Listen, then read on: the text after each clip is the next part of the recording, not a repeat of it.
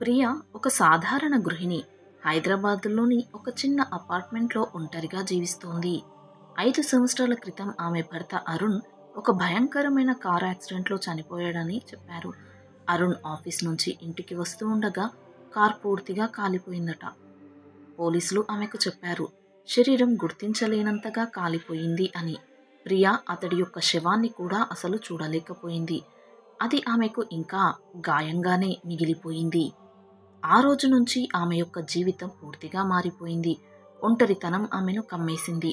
ప్రతిరోజు ఉదయం లేచి అరుణ్ ఫోటో చూసి మాట్లాడుతుంది. నువ్వు లేకుండా ఎలా జీవించాలి అని రోదిస్తూ ఆలోచిస్తుంది. ఆమె ఒక చిన్న జాబ్ చేస్తుంది, అలాగే ఆన్లైన్ ట్యూషన్స్ ఇస్తుంది. ఫ్రెండ్స్, రిలేటివ్స్ అందరూ ఆమెను మరొక పెళ్లి చేసుకోమని చెప్పారు, కానీ అందుకు ఆమె తిరస్కరించింది. అరుణ్ గుర్తులు ఆమె ఇంటి చుట్టూ పరుచుకొని ఉన్నాయి. అతని షర్ట్స్, బుక్స్, ఫొటోస్. ఒకరోజు ఆమె మార్కెట్కి వెళ్ళింది, సాధారణంగా కూరగాయలు కొనడానికి. అక్కడ జనసమూహంలో ఒక మనిషి ముఖం చూసి ఆగిపోయింది. అది అరుణ్లా కనిపించాడు, కానీ ఆమె తన కళ్ళను తానే నమ్మలేదు. ఇది అసాధ్యం, అతడు చనిపోయాడు కదా అని అనుకుంది. ఆ మనిషి దూరంగా వెళ్ళిపోయాడు. ఆమె వెంటనే అతడిని అనుసరించింది, కానీ జనాలలో కలిసిపోయాడు. దాంతో ఆమె ఇంటికి తిరిగి వచ్చింది. ఆ రోజు రాత్రి నిద్రపోలేదు. అరుణ్ గురించి ఆలోచిస్తూ ఉంది. మరుసటి రోజు మళ్ళీ మార్కెట్కి వెళ్ళింది, అతడిని వెతకడానికి. ఎవరూ కనిపించలేదు. దాంతో ఆమె డిప్రెషన్లో పడిపోయింది. ఆమె స్నేహితురాలు సుధకు ఫోన్ చేసింది. జరిగింది చెప్పింది. అప్పుడు సుధ నవ్వింది. నీ భ్రమే అయి ఉంటుంది, అయినా అరుణ్ చనిపోయాడు కదా అని. కానీ ప్రియ మనసు మాత్రం ఒప్పుకోలేదు. ఏదో అనుమానం. ఆమె తన పాత ఫోటోలు తీసి చూస్తోంది. అరుణ్ ముఖం గుర్తుకు చేసుకుంటుంది. 5 సంవత్సరాలు గడిచాయి, కానీ ఆమె ఇంకా అతడిని అస్సలు మర్చిపోలేదు. ఒకరోజు ఆమె ఒక పార్టీకి వెళ్ళింది. సుధ బలవంతంగా తీసుకువెళ్ళింది. అక్కడ జనాలలో మళ్ళీ అదే ముఖం కనిపించింది. ఈసారి దగ్గరగా చూసింది. అది అరుణే అనిపించింది. ఆమె కళ్ళు విస్తరించాయి. గుండె వేగంగా కొట్టుకుంది. అతడు ఆమెను చూసి ఆశ్చర్యపోయినట్టు తిరిగి చూశాడు. ప్రియ అతడి వైపు వెళ్ళింది, కానీ అతడు తప్పించుకుని వెళ్ళిపోయాడు. ఆమె అతడిని అనుసరించింది, కానీ కోల్పోయింది. ఇంటికి వచ్చి ఎంతో ఏడ్చింది. అరుణ్, నువ్వు బ్రతికే ఉన్నావా అని. ఆమె నిర్ణయం తీసుకుంది అతడిని వెతకాలని. పాత ఫ్రెండ్స్ని అడిగింది, కానీ ఎవరికీ తెలియలేదు. ఆమె మనసు గందరగోళంలో ఉంది. ఏమవుతోంది అని. ప్రియ ఆ పార్టీలో చూసిన మనిషి గురించి మరింత వెతకడం మొదలుపెట్టింది. సుధను అడిగింది. పార్టీ హోస్టును కలవమని చెప్పింది ఆమె. అప్పుడు హోస్ట్ చెప్పాడు, అతడు ఒక బిజినెస్ మీటింగ్కి వచ్చాడట. అతడి పేరు రవి అని. కానీ ప్రియకు అది అరుణ్లా అనిపించింది. ఆమె ఆన్లైన్లో సెర్చ్ చేసింది. రవి అనే పేరుతో ఫోటోలు చూసింది. ఒక ఫోటోలో అతడు కనిపించాడు. అచ్చం అరుణ్ మాదిరిగానే ఉన్నాడు. ప్రియ షాక్ అయింది. ఇది అతడేనా అని. ఆమె పాత పోలీస్ రిపోర్ట్లు తీసుకుని చూసింది. Accident details. రిపోర్ట్లో శరీరం పూర్తిగా కాలిపోయింది అని, DNA టెస్ట్ చేయలేదని ఉంది. దాంతో ప్రియ అనుమానం ఇంకా పెరిగింది. బహుశా ఫేక్ డెత్ అయి ఉంటుంది అని. ఆమె ఒక ప్రైవేట్ డిటెక్టివ్ని హైర్ చేసింది. అతడి పేరు కిషోర్. కిషోర్కి ఫోటో ఇచ్చింది, వెతకమని చెప్పింది. కిషోర్ మొదట్లో సందేహించాడు, కానీ డబ్బు కోసం అంగీకరించాడు. ప్రియ రోజు అతనికి ఫోన్ చేస్తుంది, ఏమైనా తెలిసిందా అని. ఒక వారం తర్వాత కిషోర్ చెప్పాడు, రవి ఒక పెద్ద కంపెనీలో వర్క్ చేస్తున్నాడట. అతడు హైదరాబాద్లోనే ఉంటున్నాడు, ఒక లగ్జరీ అపార్ట్మెంట్లో అని. ప్రియ అది విని ఆశ్చర్యపోయింది. అతడే బ్రతికే ఉన్నాడు, కానీ అబద్ధం చెప్పాడా అని. ఆమె అతడి యొక్క అడ్రస్ తీసుకుని అక్కడికి వెళ్ళింది. దూరం నుంచి చూసింది. అతడు ఇంటి నుంచి బయటకు వచ్చాడు. అది అరుణే. ఆమె కళ్ళు చెమ్మగిల్లాయి. ఆమె అతడి వైపు వెళ్ళింది. అరుణ్ అని పిలిచింది. అతడు ఆగిపోయాడు. ఆమెను చూసి భయపడినట్టు కనిపించాడు. నువ్వు ఎవరు అని అడిగాడు తడబడుతూ. ప్రియ ఏడుస్తూ, నేను నీ భార్య ప్రియను. నువ్వు చనిపోయావని నేను అనుకున్నాను అంది. అతడు తిరస్కరించాడు. నువ్వు తప్పుగా అనుకుంటున్నావు, నా పేరు రవి అన్నాడు. ప్రియ నమ్మలేదు. అతడి చెయ్యి పట్టుకుంది. అతడు తప్పించుకొని వెళ్ళిపోయాడు. దాంతో ఆమె ఇంటికి వచ్చి కుప్పకూలిపోయింది. ఏమవుతోంది అని కిషోర్కి చెప్పింది, మరిన్ని డీటెయిల్స్ వెతకమని. అప్పుడు అతడు చెప్పాడు, రవి పెళ్లి చేసుకున్నాడట ఒక అమ్మాయితో అని. ప్రియ షాక్ అయింది. పెళ్ళా అని. ప్రియ రవి ఇంటి దగ్గర వెయిట్ చేసింది, మళ్ళీ కలవడానికి. మరుసటి రోజు అతడు బయటికి వచ్చాడు. ఆమె అడ్డుపడింది. దయచేసి మాట్లాడు, నువ్వు అరుణ్ కదా అంది. అతడు చుట్టూ చూశాడు. సరే, లోపలికి రా అన్నాడు. ఆమె ఆ ఇంట్లోకి వెళ్ళింది. అది చాలా లగ్జరీగా ఉంది. అతడు కూర్చోమని చెప్పాడు. నీళ్లు ఇచ్చాడు. ప్రియ ఏడుస్తూ, నువ్వు ఎలా బ్రతికావు? యాక్సిడెంట్ ఏమైంది? అడిగింది. అతడు మౌనంగా ఉన్నాడు. తర్వాత చెప్పాడు, అవును, నేను అరుణ్ణి. ప్రియ కన్నీళ్లు పెట్టుకుంది. అతడిని హగ్ చేసుకోవాలనిపించింది. కానీ అతడు ఆపాడు. విను, ఇది సులభమైనది కాదు అని. ఆమె అడిగింది, ఎందుకు ఇలా చేశావు? నన్నెందుకు మోసం చేశావు? నేను 5 సంవత్సరాలు బాధపడ్డాను అని. అరుణ్ గతం గుర్తుకు చేసుకున్నాడు. ఆమె అనారోగ్యం గురించి.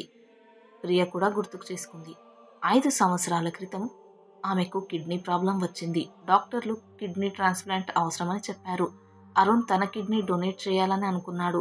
కానీ మ్యాచ్ కాలేదు. డోనర్ కోసం వెతికాడు. కానీ ఎవరూ దొరకలేరు. అప్పుడు ఒక ధనవంతుడు రాజారావు కలిశాడు. అతడు డోనర్గా అంగీకరించాడు. కానీ ఒక షరతు పెట్టాడు. తన యొక్క మతిస్థిమితం లేని కూతురు సుమిత్రను పెళ్లి చేసుకోవాలి అని. అరుణ్ మొదట తిరస్కరించాడు. కానీ ప్రియ బ్రతకాలంటే అంగీకరించాడు. ఆమె అడిగింది, అందుకేనా చనిపోయినట్టు నటించావా అని. అరుణ్ అవును అన్నాడు. యాక్సిడెంట్ ఫేక్ చేశాడు. రాజారావు సహాయంతో కొత్త ఐడెంటిటీ తీసుకున్నాడు. ప్రియ ఆగ్రహంగా, నాకు చెప్పకుండా ఎందుకు ఇలా అంది. అప్పుడు అరుణ్ చెప్పాడు, నువ్వు భరించలేవని, ఇది తాత్కాలికమేనని అనుకున్నాను అన్నాడు. ఆమె ఏడుస్తూ, కానీ 5 సంవత్సరాలు అంది. అరుణ్ తన మనసును వివరించాడు. సుమిత్రతో పెళ్లి చేసుకున్నాడు. కానీ అది నామమాత్రమే.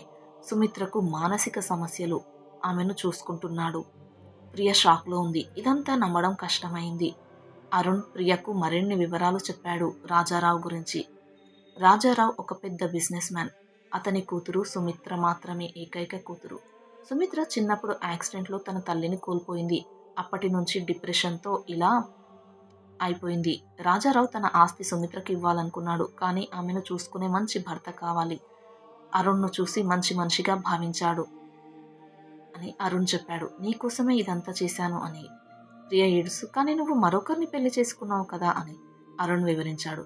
పెళ్లి కేవలం పేపర్ మీదే. సుమిత్రతో భార్యాభర్తల సంబంధం లేదు. సుమిత్రను నేను సోదరుడిలా భావిస్తున్నాను అని. రాజారావు కిడ్నీ డొనేట్ చేశాడు. అది ప్రియకు మ్యాచ్ అయింది. Operation success. ప్రియ బ్రతికింది. కానీ అరుణ్ కొత్త జీవితం మొదలు పెట్టాల్సి వచ్చింది. యాక్సిడెంట్ ఫేక్ చేయడానికి రాజారావు సహాయం చేశాడు. పోలీసులను మేనేజ్ చేశాడు. అరుణ్ రవిగా మారాడు. కొత్త జాబ్, కొత్త జీవితం. అప్పుడు ప్రియ అడిగింది, నువ్వు నన్ను మర్చిపోయావా అరుణ్? అప్పుడు అరుణ్ కన్నీళ్లు పెట్టుకున్నాడు. లేదు, రోజు నిన్ను గుర్తుకు చేసుకుంటున్నాను అని. ఆమె ఆగ్రహంగా, మరి ఎందుకు కలవలేదు అన్నది. అరుణ్ చెప్పాడు, రాజారావు షరతు ప్రకారం పాత జీవితాన్ని మర్చిపోవాలి, సుమిత్రను చూసుకోవాలి, ఆమె ఆస్తికి వారసుడిగా ఉండాలి అని. ప్రియ మనసు పగిలిపోయింది. ఇదంతా తన కోసమే అని అరుణ్ ఓదార్చాడు. నీ బ్రతుకు కోసమే ఇలా చేశాను అని ఆమె అడిగింది. ఇప్పుడు ఏం చెయ్యాలి అని. అరుణ్ ఆలోచనగా, ఇది రహస్యంగా ఉంచు అన్నాడు. సుమిత్ర ఇంటికి వచ్చింది. అరుణ్ ఆమెను ఇంట్రడ్యూస్ చేశాడు. సుమిత్ర మౌనంగా చూసింది. ప్రియకు ఆమెను చూసి జాలి కలిగింది. ఆమె వెళ్ళిపోయింది లోపలికి. మనసులో గందరగోళం. ప్రియ ఇంటికి వచ్చి అరుణ్ చెప్పిన మాటలు ఆలోచిస్తుంది. ఆమెకు కోపం, జాలి, ప్రేమ అన్నీ కలిసిపోయాయి. సుధకు చెప్పాలనిపించింది. కానీ రహస్యం కాబట్టి మౌనంగా ఉంది. మరుసటి రోజు అరుణ్ ఫోన్ చేశాడు. మళ్ళీ కలవాలని. ఆమె అంగీకరించింది. ఒక కాఫీ షాప్లో మీట్ అయ్యారు. అరుణ్ సుమిత్ర గురించి చెప్పాడు. ఆమెకు సపోర్టు అవసరం అని. ప్రియ అడిగింది, నువ్వు ఆమెతో సంతోషంగా ఉన్నావా అని. అరుణ్ లేదు అన్నాడు. నేను మిస్ అవుతున్నాను అన్నాడు. దాంతో ప్రియ కన్నీళ్లు పెట్టుకుంది. పాత జ్ఞాపకాలు వారిద్దరూ గుర్తుకు చేసుకున్నారు. వాళ్ళ పెళ్లి, సంతోషకరమైన రోజులు, అనారోగ్యం వచ్చినప్పుడు అరుణ్ సపోర్ట్. అరుణ్ చెప్పాడు, నీకోసం ఏమైనా చేస్తాను ప్రియ అని. ప్రియ ఆలోచనగా అంది, ఇప్పుడు మనం మళ్ళీ కలిసి ఉండవచ్చును కదా అని.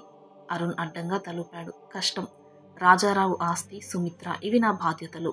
రాజారావు చనిపోయాడు 2 సంవత్సరాల క్రితం. ఆస్తి సుమిత్రకు వచ్చింది. అరుణ్ దాన్ని మేనేజ్ చేస్తున్నాడు. అప్పుడు ప్రియ అడిగింది, సుమిత్రను వదిలేయి అని. అరుణ్ లేదు అన్నాడు. ఆమెకు నేను మాత్రమే సపోర్ట్, ఇంకెవరూ లేరు అని. ఆమె జాలిగా చూసింది. సుమిత్రను కలవాలి అనుకుంది. అరుణ్ అంగీకరించాడు. మరుసటి రోజు మీటింగ్ అరేంజ్ చేశాడు. సుమిత్ర మాట్లాడింది. తన జీవితం గురించి చెప్పింది. ప్రియకు ఆమెపై ఎంతో సానుభూతి కలిగింది. వాళ్ళు మాట్లాడుకున్నారు. సుమిత్ర ప్రియను ఇష్టపడింది. ప్రియ మనసులో ఇది సాల్వ్ చేయవచ్చును ఈ ప్రాబ్లంని అని అనుకుంది. అరుణ్ వారిద్దరూ మాట్లాడుకోవడం చూసి సంతోషపడ్డాడు. ఆమె ఇంటికి వచ్చి భవిష్యత్తు గురించి ఆలోచిస్తుంది. ఏదో మార్గం ఉందేమో అని. ప్రియ, అరుణ్, సుమిత్ర ముగ్గురు మాట్లాడుకోవడం మొదలుపెట్టారు. సుమిత్ర ప్రియను స్నేహితురాలిగా చూసింది. అరుణ్ సంతోషంగా ఉన్నాడు. కానీ రహస్యం బయటపడకుండా చూస్తూ ఉన్నాడు. కానీ ఒకరోజు సుమిత్రకు అనుమానం వచ్చింది.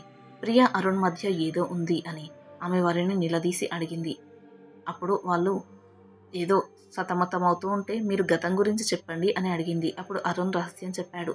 అది విని సుమిత్ర షాక్ అయింది. ఆమె ఏడ్చింది. నాన్న ఇలా చేశాడా అంది. ప్రియ ఓదార్చింది. ముగ్గురు కలిసి ఆలోచించారు. మీరు మాతో పాటు మా ఫ్యామిలీలో ఉండండి అంది సుమిత్ర. ప్రియ సంతోషపడింది. కానీ అరుణ్తో రిలేషన్ గురించి ఆలోచిస్తుంది. అప్పుడు అరుణ్ సుమిత్రతో డైవర్స్ గురించి మాట్లాడాడు. ఆమె అంగీకరించింది. నువ్వు ప్రియతో సంతోషంగా ఉండు అంది. డైవర్స్ ప్రాసెస్ మొదలైంది. ఆస్తి సుమిత్ర వద్దే ఉంటుంది. ప్రియ అరుణ్ మళ్ళీ కలిసి జీవించాలి అని ప్లాన్ చేశారు. సుమిత్ర స్వతంత్రంగా జీవిస్తుంది. ఇప్పుడు ఆమె ఆరోగ్యం కూడా బాగుంది. జాబ్ చేస్తుంది. ప్రియ సుధకు ఇదంతా చెప్పింది. సుధ ఆశ్చర్యపోయింది. ఇది సినిమా కథలాగే ఉందే అన్నది. అరుణ్ ప్రియను పెళ్లి చేసుకోవాలి అనుకుంటున్నాను అడిగాడు మళ్ళీ. ఆమె సంతోషంగా అంగీకరించింది. సుమిత్ర వాళ్ళ పెళ్లికి వచ్చింది. ఆశీర్వదించింది. జీవితం మళ్ళీ సంతోషంగా మారింది. ప్రియ అరుణ్ను చూసి నువ్వు నా కోసం చాలా చేశావు అంది. అరుణ్ నవ్వాడు. ప్రేమంటే అదే అని. సుమిత్ర కొత్త జీవితం మొదలుపెట్టింది. ముగ్గురు స్నేహితులుగా మిగిలారు. గతం నీడలు తొలగిపోయాయి. ప్రియ సంతోషంగా ఉంది. అరుణ్ బ్రతికాడని. జీవితం కొత్త మలుపు తిరిగింది.